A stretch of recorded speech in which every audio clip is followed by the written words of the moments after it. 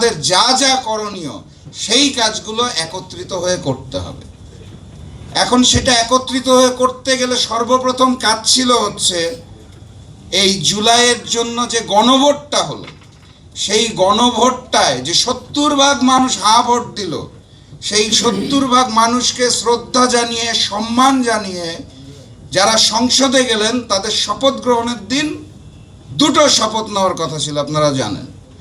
সংবিধান সংস্কার পরিষদের শপথ গ্রহণ না করে বিএনপি স্পষ্ট ভাষায় জানিয়ে দিল আমরা সংস্কারের বিরুদ্ধে, আমরা বাংলাদেশের 70% মানুষের বিরুদ্ধে, এবং আমরা ওই পূর্ববর্তী ভারতের সামনে মাথা নত করেছি।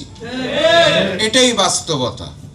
এখন সমস্যা হচ্ছে এই বিএনপি সরকারের মানুষজনকে নিয়ে বেশি কথা বললে, কড়া কথা বললে আবার কালকে আমার বাসায় হামলা করবে। গত 22 দিনে 5 জন মানুষকে বাসা থেকে তুলে নিয়ে যাওয়া হয়েছে। কেন? তারা সোশ্যাল মিডিয়াতে সরকার বিরোধী কথা বলেছে।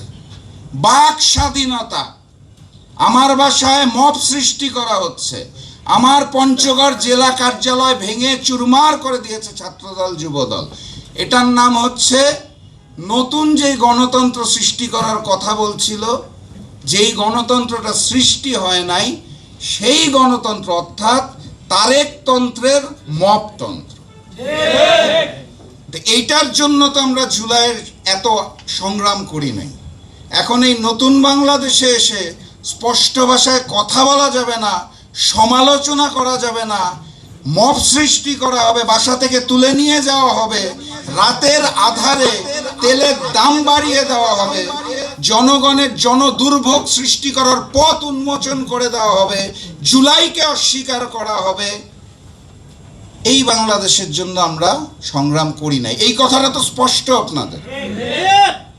আমি কড়া ভাষায় কথা বলতে চাই না, আমি বিনয়ের সাথেই বলতে চাই। শহীদ প্রেসিডেন্ট জিয়াউর রহমান এবং আপসহীন দেশনেত্রী বেগম খালেদা জিয়ার সুপুত্র, এবার ভাষা ঠিক আছে তো? মপটা পাবে না তো? আচ্ছা, তাহলে শহীদ প্রেসিডেন্ট জিয়াউর রহমান এবং আপসহীন দেশনেত্রী বেগম খালেদা জিয়ার সুপুত্র আপনাকে অনুরোধ জানাতে চাই, আপনার মরহুম পিতা এবং মরহুম মাতা যারা ভারতীয় আধিপত্যবাদের বিরুদ্ধে সোচ্চার ছিলেন, মাথা উঁচু করে দাঁড়িয়েছিলেন, তাদের থেকে শিক্ষা নিয়ে আপনি তো সুযোগ্য পুত্র, আল্লাহর ওয়াস্তে বাংলার মাটি থেকে ভারতীয় আধিপত্যবাদকে দূর করুন। আল্লাহর ওয়াস্তে এই জুলাইকে ধারণ করুন, না হলে নতুন যেই গণঅভ্যুত্থান আসছে আপনি বাংকারের ভিতরে ঢুকিয়ে সুড়ঙ্গ দিয়ে দিল্লিতে পালাতে পারবেন না। কথাবার্তা পরিষ্কার। আমার এই